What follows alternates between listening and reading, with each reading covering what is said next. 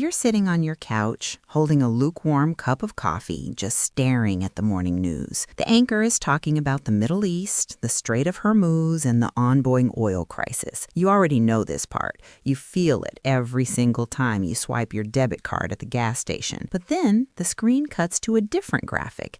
It's a bright green chart showing the quarterly profits of the world's biggest oil and energy conglomerates. The numbers are absolutely astronomical. They are reporting record-breaking, historic, multi-billion-dollar net profits. They are buying back their own stock. Their CEOs are giving themselves massive bonuses. And they are doing all of this in the exact same quarter that you had to put your family's grocery bill on a high-interest credit card because your natural gas utility bill was $50 higher than you budgeted for. You feel this hot, deeply justified flash of anger. It's infuriating. But then, right behind the anger, a different thought creeps into your head. A sneaky, desperate little thought. Wait, if they are making all this money off my misery, why am I just sitting here taking the hit? Shouldn't I be buying their stock? If gas is going to cost me $6 a gallon, shouldn't I at least try to get a dividend check out of it?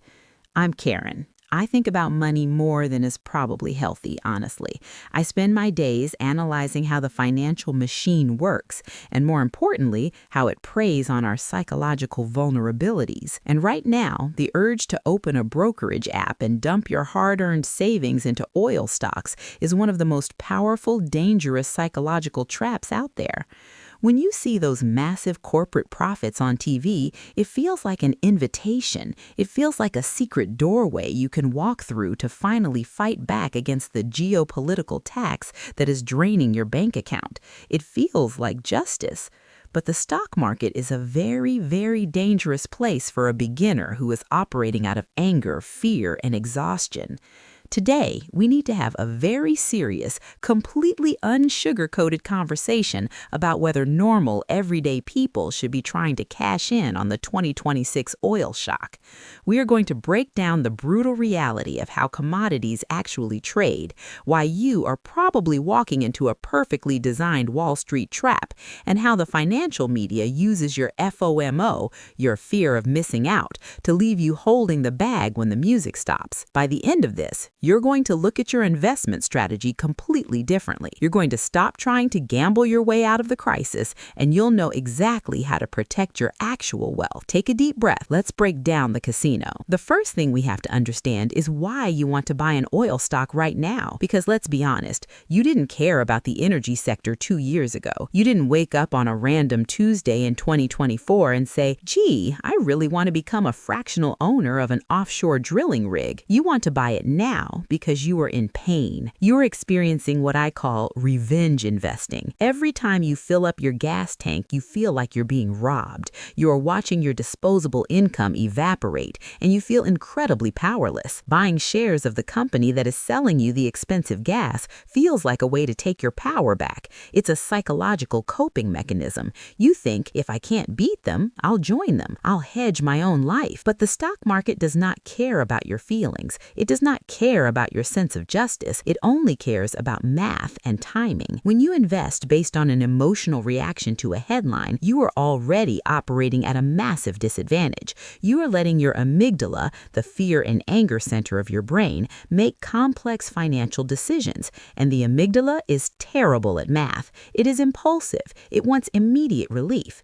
The institutional investors on Wall Street, the hedge funds, the algorithmic trading bots, the massive pension managers, they do not have feelings. They do not get mad at the gas pump. They operate entirely on cold, calculated, forward-looking data.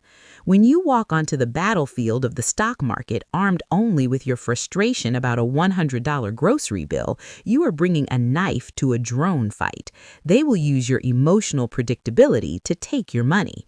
You have to separate the pain of the consumer from the strategy of the investor. If you cannot do that, you have no business buying individual stocks during a global crisis. So, let's talk about timing. This is the single biggest misconception normal people have about the stock market. You see the news today. The news says Strait of Hormuz conflict escalates, oil hits $120 a barrel, energy companies report massive profits. You think to yourself, wow, this is great news for oil companies. I should buy their stock right now. Here is the brutal truth. You are too late. The party is over, the cake has been eaten, and you are just walking through the door offering to wash the dishes. The stock market is a forward-looking mechanism. It does not price stocks based on what is happening today. It prices stocks based on what massive institutional investors think will happen 6, 9, or 12 months from now. Months ago, before the conflict in the Middle East even fully broke out on the front pages, hedge funds were looking at satellite imagery, monitoring geopolitical tensions, and analyzing supply chain vulnerabilities. They saw the storm coming, so they started quietly buying shares of energy stocks when oil was sitting at $75 or $80 a barrel. They bought it when it was cheap, boring, and nobody was talking about it. As the conflict escalated and the price of oil started to climb, the stock prices of those energy companies climbed with it. By the time the news reaches your television, by the time the anchor is talking about record profits and $120 oil, the massive surge in the stock price has already happened. In finance, we call this being priced in. The current high price of the stock already reflects the reality of the war. If you buy the stock today, you are buying it at an absolute premium. You are buying it at the absolute peak of the panic. You are paying top dollar for a company whose current valuation is entirely dependent on a war continuing indefinitely. And who do you think you are buying those shares from? You are buying them from the hedge funds. The institutional investors who bought the stock at $75 are looking at the frenzy of retail investors, normal people like you and me who are panic buying based on the news, and they are happily selling you their shares for $120. They are cashing out their massive profits by offloading the risk onto the middle class. This is the classic, tragic cycle of retail investing. You buy the hype at the top, and you are left holding the bag when the narrative changes. Let's dig deeper into what exactly you are buying when you purchase an energy stock right now in 2026. When you buy a share of a company like Apple or Microsoft, you are investing in a business model. You are betting that they will create new innovative products, sell more software, and generate consistent revenue over the next 20 years. It is a relatively stable, predictable thesis. When you buy an oil company at the peak of a geopolitical supply shock, you are not investing in a business model. You are placing a bet in a geopolitical casino. The current massive profitability of these oil companies is not because they suddenly invented a brilliant new way to drill for oil. It is not because they became wildly more efficient. Their profits are artificially inflated because a specific 21-mile strip of water in the Middle East is currently too dangerous for ships to cross. Your entire investment thesis hinges on one incredibly fragile variable: the war must continue. Think about how terrifying that is. You are tying your hard-earned savings to the unpredictable whims of military generals, diplomats, and global leaders. What happens if tomorrow morning you wake up and a peace treaty has been signed? What if the blockades are lifted, the shipping lanes are secured, and those hundreds of trapped oil tankers suddenly flood the global market with millions of barrels of crude? The price of a barrel of oil would crash instantly. It would drop from $120 back down to $80 or $75 in a matter of days. And what do you think will happen to the stock price of the energy company you just bought at the absolute peak? It will violently correct downward. Wall Street will look at the peace treaty, realize the artificially high profit margins are over, and dump the stock. You could easily lose 20, 30, or 40% of your investment in a single trading week. You cannot predict geopolitics. The CIA can barely predict geopolitics. If you buy energy stocks right now, you have to admit to yourself that you are gambling. You are placing a bet on a roulette wheel where the ball is a drone strike. It is not investing. It is high-stakes global speculation, and normal people usually lose their shirts when they try to play that game. We also have to talk about the fundamental nature of commodities, because a lot of people try to treat oil stocks the same way they treat massive tech stocks, and the math just does not translate. We've been conditioned over the last 15 years to look at stock charts that just go up and to the right. You look at a chart of the S&P 500 or a massive tech monopoly, and the general trend is always a smooth compound growth over a decade. If you buy it and hold it, you generally make money. Energy is not like that. Energy is a commodity, and commodities are inherently cyclical. They operate on brutal, violent cycles of boom and bust. Here's how the cycle works. When oil prices are high, like they are right now, energy companies make massive profits. Because they are making so much money, they start investing heavily. They open new drilling sites, they explore new oil fields, they hire more workers, and they pump as much oil out of the ground as physically possible to capture those high prices. But eventually, their greed fixes the problem. Because every energy company on Earth is suddenly pumping massive amounts of oil, the global supply increases. Eventually, the supply outpaces the demand. When there is too much oil on the market, the price crashes. That's the bust. Suddenly, those expensive new drilling sites are losing money. The companies have to lay off workers. Their stock prices plummet. They sit in a depressed, miserable state for years until supply shrinks again, demand catches up, and the next boom is triggered. If you look at a 20-year chart of a major oil company, it does not look like a smooth ramp-up. It looks like a terrifying roller coaster. It spikes, it crashes, it flatlines, it spikes again. What this means for you, the retail investor, is that you cannot buy and hold an oil stock at the peak of a boom and expect to build long-term generational wealth. If you buy an oil stock at $120 a barrel, you must know exactly when to sell it. You have to perfectly time the top of the market before the inevitable bust happens. And as we have already established, you are not faster than Wall Street. You do not have the algorithms. By the time you realize the bust is happening and you log into your brokerage app to sell, the institutional money has already exited the building and the stock price has already collapsed. You do not want to hold a cyclical commodity stock through the down cycle. It is dead money. But what about the dividends? This is the argument I hear all the time. Someone will say, Karen, I know the stock price might go down eventually, but look at the dividend yield. This oil company is paying a 6% or 8% annual dividend. I'm basically getting guaranteed cash flow. It's a safe income play. Oh, my sweet, trusting friend, we need to talk about the dividend illusion. A dividend yield is often a honey trap designed to lure in exhausted, yield-starved retail investors. Let's do some basic math. A dividend is a portion of a company's profits paid directly to the shareholders. When oil is at $120 a barrel and the company is drowning in cash, they can easily afford to pay a massive 8% dividend. It feels amazing. You see that cash drop into your account and you feel like a genius. But a dividend is not a legal obligation. It is not a guaranteed bond payment. A company's board of directors can cut, slash, or entirely eliminate a dividend at a moment's notice. And in the energy sector, they absolutely will. Remember the boom and bust cycle? What happens when the peace treaty is signed or global supply catches up and the price of oil drops from $120 back down to $60? The company's massive profits vanish. Suddenly, they're struggling to maintain their drilling operations. The very first thing they will do to save cash is slash the dividend. So now, look at your situation. You bought the stock at $100 a share because you wanted that sweet 8% dividend. The oil market busts. The stock price drops from $100 down to $60. You have just lost 40% of your initial capital. And to add insult to injury, the company announces they are cutting the dividend from 8% down to 1%. You took on a massive amount of downside risk, losing half your principal investment, chasing an income stream that wasn't guaranteed. You bought a variable rate asset, assuming it was a fixed rate bond.